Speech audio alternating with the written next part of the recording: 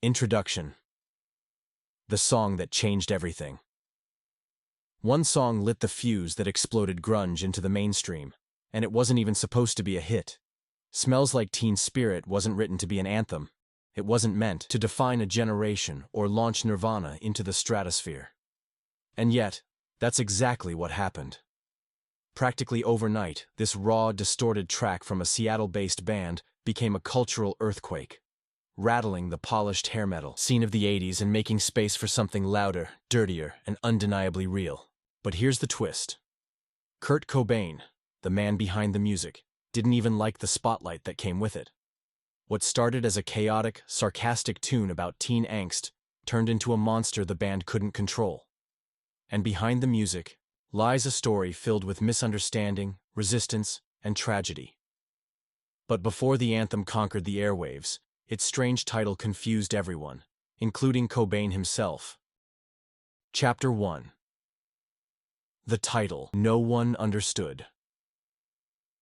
Smells Like Teen Spirit. It sounds poetic, almost like a metaphor. But the origin of the phrase was anything but deep. It came from a drunken night with Kathleen Hanna, lead singer of Bikini Kill, and a close friend of Cobain. She scrawled the phrase, "Kurt smells like teen spirit," on his wall as a joke. Teen Spirit was a brand of deodorant, a fact Cobain didn't even know at the time. He thought it sounded cool and mysterious, and ran with it. Ironically, what started as a joke became the title of the song that would define his legacy. When the band released the track, people tried to read all kinds of meaning into the title. Was it about lost youth? Rebellion? A metaphor for cultural decay? In truth, it was about armpit spray, and Cobain wasn't thrilled when he found out the truth. He once admitted in an interview that if he'd known it was a deodorant slogan, he might have named the song something else. But the phrase stuck, and so did the mystery behind it. But behind the accidental title was a deliberate scream of rebellion. Chapter 2. Cobain's internal struggle with fame. Kurt Cobain was never chasing stardom. In fact, he loathed the idea of being a mainstream rock star. Inspired by punk's raw emotion and anti-establishment attitude, Cobain wanted to make music that was authentic, messy, and real. He was drawn to bands like the Melvins and the Pixies, not polished chart toppers. So when Smells Like Teen Spirit exploded, Cobain felt trapped in a role he never wanted to play. Suddenly the band was everywhere, on magazine covers, MTV, and late-night talk shows. Fans screamed his name, while record labels scrambled to cash in. To the outside world, it looked like a dream come true. But to Cobain, it felt like a betrayal of everything he stood for. He hated being idolized. He hated that his personal pain was being turned into a product. And most of all, he hated that he couldn't stop it. Behind the scenes, he grew increasingly uncomfortable, battling anxiety, addiction, and the crushing weight of fame. And that discomfort only deepened when people misunderstood the song entirely. Chapter 3. Misinterpreted Anthem. Smells Like Teen Spirit wasn't meant to be a party anthem, but that's how millions of fans took it. The pounding drums, distorted guitars, and explosive chorus made it perfect for blasting out of car windows and gym speakers. But lyrically, it was a critique, a sarcastic take on teenage apathy, the hollow culture of popularity, and the numbness of youth under pressure.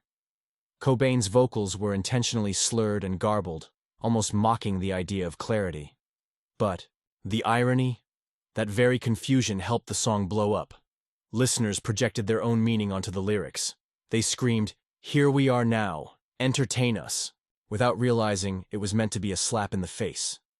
Cobain became increasingly disillusioned. The more popular the song became, the more detached he felt from its message. He once said he felt like a sellout because the people he was criticizing were the ones singing along.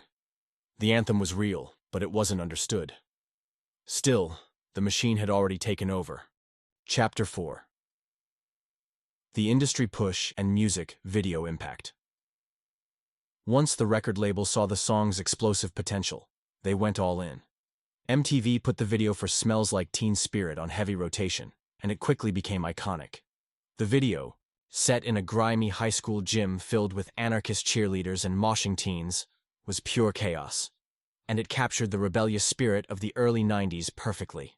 Cobain admitted that he hated how polished and staged the shoot became, even though the final result matched the mood of the song.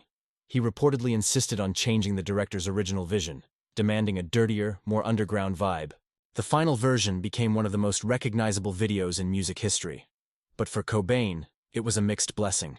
The attention brought more pressure, more interviews, and more misunderstanding.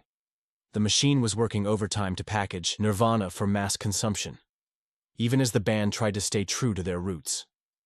And while the video went viral before viral was even a thing, something darker loomed behind the scenes. Chapter 5. The pressure to follow it up. Smells Like Teen Spirit had cracked the mainstream wide open. But now, the world expected another hit, and Cobain wasn't interested in repeating himself. The label wanted a sequel, fans wanted more anthems, but Nirvana wanted space to experiment. Their next album, In Utero, was raw, noisy, and intentionally abrasive. Cobain described it as an effort to scare away the people who liked Teen Spirit. The band's refusal to play by the industry's rules created tension. Internally, they struggled with maintaining creative control while being pulled in multiple directions. Cobain in particular felt crushed by the expectations. He didn't want to be the voice of a generation, but every time he wrote a lyric, it was dissected like scripture. That pressure took a toll on his mental health, his relationships, and his music. And while Nirvana continued to make powerful records, the weight of Teen Spirit never truly left their shoulders. But the pressure didn't stop with music. Chapter 6. Legacy, Loss, and the Weight of a Generation. As the years went on, Smells Like Teen Spirit became more than a song. It became a symbol of rebellion, of youth, of a generation trying to find its voice. But for Kurt Cobain, it became a curse. He once wrote in his journal that he felt like a fraud. He was adored by millions, yet felt completely alone. The fame he never wanted became a cage. And while his music continued to connect with fans, Cobain's personal struggles were getting worse. Depression, addiction, and the pressure of being a reluctant icon all came to a head. By 1994, the story reached its heartbreaking end. Without stating the specifics, because YouTube prefers it that way, Cobain's tragic departure left a hole in music history that's never been filled.